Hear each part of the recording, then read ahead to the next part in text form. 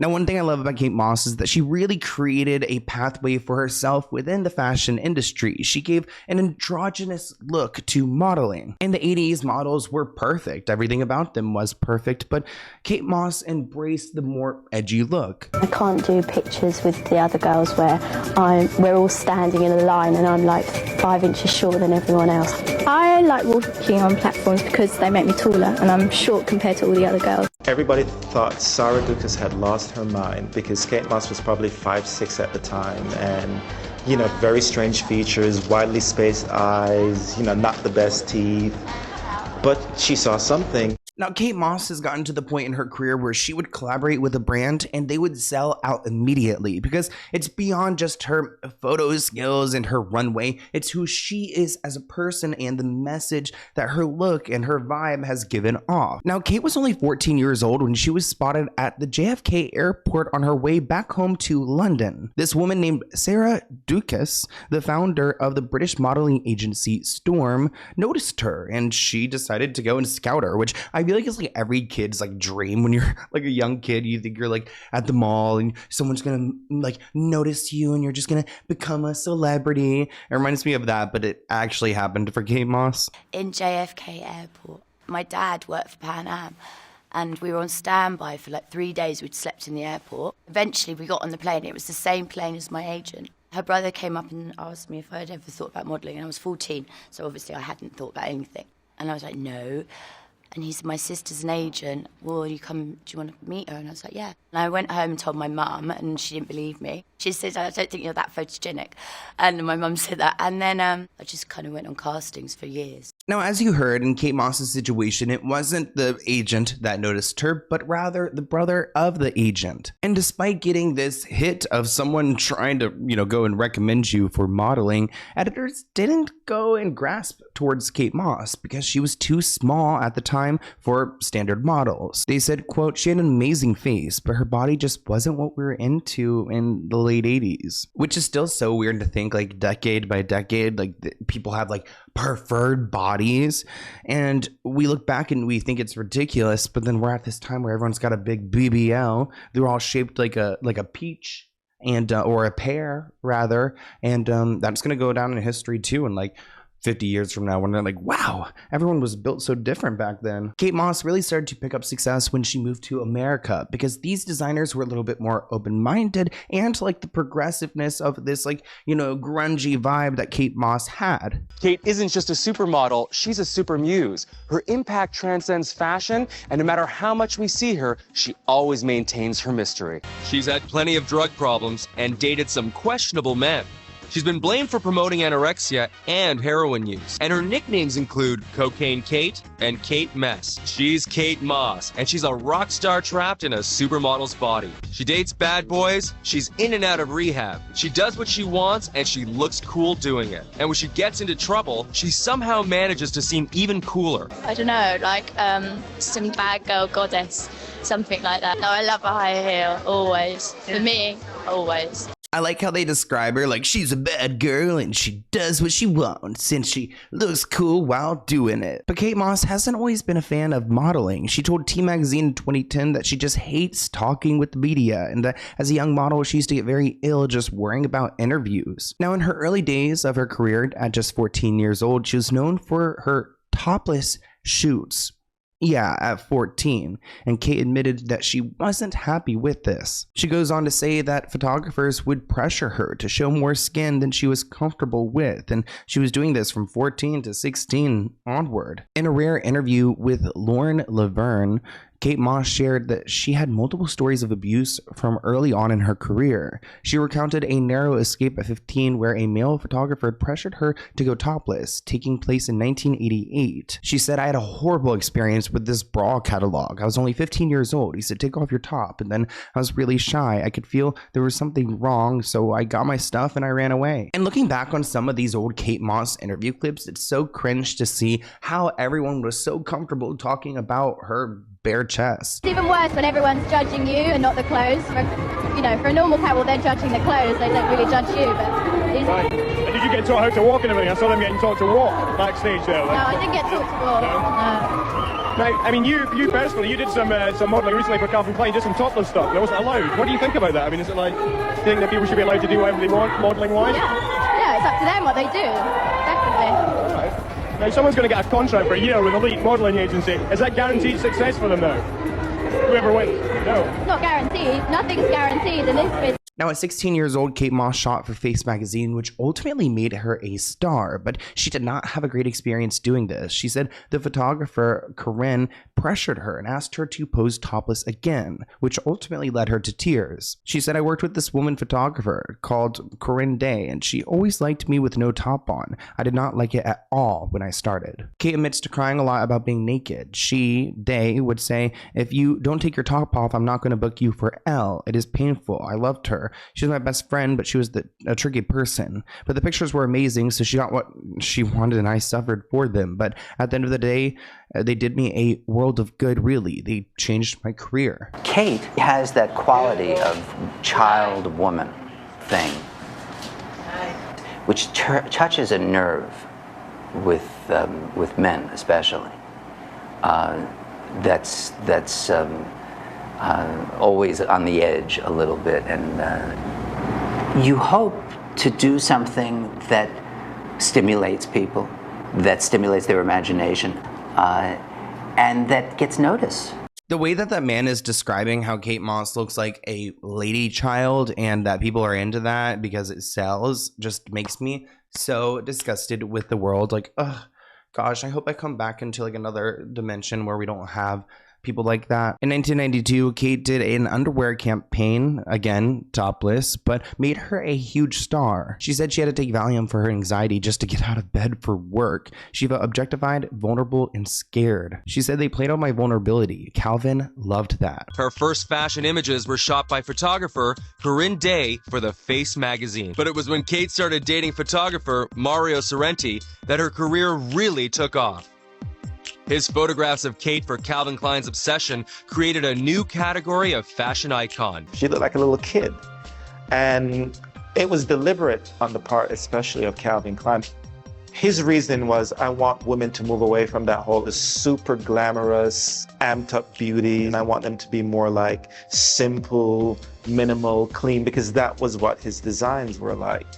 And because of the endorsement from Calvin Klein, everybody had to use her. Now, on top of being like topless all the time, she was also a huge star. So it's like the entire world has seen your body. She remembers in hindsight being quite young and innocent, and not really realizing the implications of everything that was going on. And what's sad too is, not all money is good money. I mean, she felt in her gut multiple times that these were bad things, not good for her mental health. Like, who cares about your career at this point? And whether you have a lot of money in your bank account or not, those memories that PTSD isn't going to go away. Patrick was shooting Calvin, who then told Calvin about me. And then I met Calvin, then I did Calvin Klein. That's when everything changed. Really nervous. Especially the shoot with Marky Mark.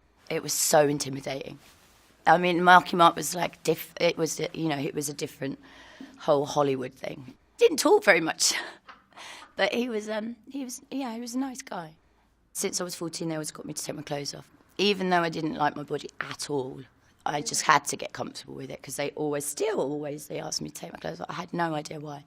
I really don't get it at all, but, Let's move on to our next segment, and I want to keep in mind that this can be triggering for you. We're going to talk about her quote, "Nothing tastes as good as skinny feels," and her promotion of behavior that could be bad for your body. And if you do want to skip this segment, I totally understand, but let's dive in. Pale skin, dark under eyes, and emaciated features, all characters linked to heroin or other drug abuse, were hallmarks of the heroin chic look. This skeletal look served as an inspiration for Calvin Klein's 1993 Obsession perfume, starring Kate Moss. Discussing the 1993 Vogue shoot, Kate said she felt really good. Adding, the whole shoot, I felt comfortable. I love creating these images. It wasn't glamorous. It was in my flat in London. Our bedroom was like a bed sit. That's the kind of fashion I liked. It was much simpler. When Kate was a teenager, she shot to fame and she shot for Vogue, which is huge as a model to shoot there, which she posed in lingerie. It helped cement her as part of a trend, but the pictures had major backlash. Kate's anti-supermodel look made her a star within the fashion world. To much of the general public, though, she looked thin and unhealthy. People defaced billboards with Kate Moss saying anorexia and feed me. Kate Moss, in fact, was not anorexic. She's thin and she's an ectomorph, so she's the sort of thin, narrow type of human being. And at that particular point in fashion, that physique was being emphasized. When U.S. President Bill Clinton spoke out against what people were calling the heroin chic trend, the fashion world took it seriously and wanted nothing to do with anything or anyone considered edgy. It looked like the Kate Moss era was officially over, but we all know it wasn't. Vogue fashion editor Catherine Castron said of the shoot, the public was not ready. They were absolutely appalled immediately. The pictures were completely vilified and slammed. Perhaps we'd underestimated how that look had in our minds been quite normal. Anna Wintour also acknowledged that the malnourished looking models made people uncomfortable. Many of us at Vogue worried about heroin chic or anorexia, all the things that are associated with that look. It got to such a fever pitch. I remember physically being in the White House when Clinton administration took the issue on. And you know, it's hitting different when the government's stepping in. In May 1997, the president spoke at the White House to draft a plan to control the trafficking and use of illegal drugs. The contentious fashion industry trend was criticized by Clinton, who accused the fashion industry of making heroin seem glamorous, sexy, and cool. Clinton said American fashion has been an enormous source of creativity and beauty and art and frankly economic prosperity for the United States. We should all value and respect that. But the glorification of heroin is not creative, it's destructive, it's not beautiful, it's ugly, it's not about art, it's about life and death, and glorifying death is not good for any society. The growing number of young girls on the catwalks who are as thin as rakes. Is this really the image that the fashion business want to portray? When Kate Moss shot to stellar stardom, it was widely agreed that fashion hadn't produced anything quite like her since the days of Twiggy, and nor was ever likely to again, at least not for another 20 or so years. But now the fashion business has once again donned its suit of political incorrectness. But it's not all glitz and glamour. Influenced by a constant bombardment of media images, everyday girls are literally dying to be thin. The supermodels are getting thinner. This means that if the young person gets hold of the idea that the way to feel good about yourself is to slim, to be like a supermodel, she finds that she's battling against her natural body structure, which is to actually be bigger, and in consequence, she's at risk. And models too. If she's not naturally of slim build, I don't advise that they come into this industry to begin with. Now, Kate Moss may just naturally be thin, maybe at the beginning of her career. We know she struggled with the drugs, but this headline reads, Kate Moss suffered awful abuse over heroin chic style. She acknowledges that the fashion industry had effects on people because she felt it. She said people would come up to me and say, my daughter's anorexic. It's awful. I think it's because I was just skinny and people weren't used to seeing skinny. But if I was thicker, then, as she said, buxom, I'm going to say thicker, it wouldn't have been such a deal. It's just that my body shape was different from models before me. Kate Moss felt that she often became the scapegoat for a lot of people's problems, saying, I was never anorexic, I never have been. I've never taken heroin, I was thin because I didn't get fed at shoots or in shows. I guess I just stayed thin. How do you deal with how do you deal with your fame and loss of privacy? Is it a huge deal, or do you get along fine with it? I kind of, the press bothers me. Press? Yeah, the tabloids, like the gossip, and people believe it, and half of it's never true, and you know, when you work, they're there, so. Sorry. And they write anything about you anyway, even if you don't do anything. It never occurred to me that anyone would scream about anorexia. I mean, I never thought about it. She is thin, but she's natural. This is who she is, and yes, she's thin, and models should be thin. Their clothes just look better on people who are thin, and certainly photograph better. But there's nothing artificial about her. There's nothing fake. So weird to me that he's talking about models. They have to be thin and these things, and there's nothing artificial or fake about her. Well, what about healthy? Is she at least healthy? Now, we all know Kate Moss is associated with the quote, nothing tastes as good as skinny feels. In 2009, Kate was asked if she had any mantras, and she said, there are loads of mottos. There's nothing tastes as good as skinny feels. That's one of them. She added, you try and remember, but it never works. Now, a lot of people have slammed this motto as potentially dangerous. With a lot of women wanting to be like Kate Moss, it could encourage them to act poorly, you know, and go and get into a disorder that they were not even going, you know, the trajectory wasn't there for them until this. So of course, a lot of the pro-Anna community, which is like pro-anorexia, like people who want to promote it, they look at Kate Moss as like a role model for them. Comments on social media read, when she's making unhealthy attitudes and behaviors seem somehow attractive, a lot of young girls see her as some kind of icon. Promoting these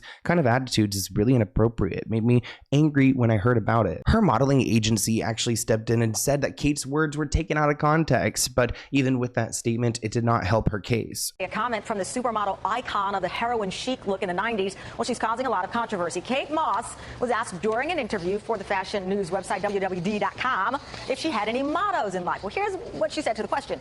Nothing tastes as good as skinny feels. That's one of them, meaning that's one of her mottos. The 34-year-old's comment has brought on a whirlwind of negative reactions. A spokesperson for Moss's agency, Storm, is telling the BBC that the statement was actually part of a longer answer Kate gave during a wide-ranging interview, and that part was taken out of context and misrepresents her thoughts. After the deaths of two South American models who had suffered from eating disorders. Katie Green, a former model in the UK who launched the Say No to Size Zero campaign, told the British newspaper The Sun, quote, millions of girls aspire to be like Kate Moss. These comments are shocking and irresponsible. Now, 10 years after saying this quote, Kate Moss has expressed regret over it. She said it was just a jingle. My friend used to say it because we're all living together and we'd go for biscuits and go, oh, you know what? Nothing tastes as good as skinny feels. So that's just where it came from. She meant it in a harmless way. Thank you for watching this clip from the Let's Get Into It podcast. To view the full episode, visit the link listed below.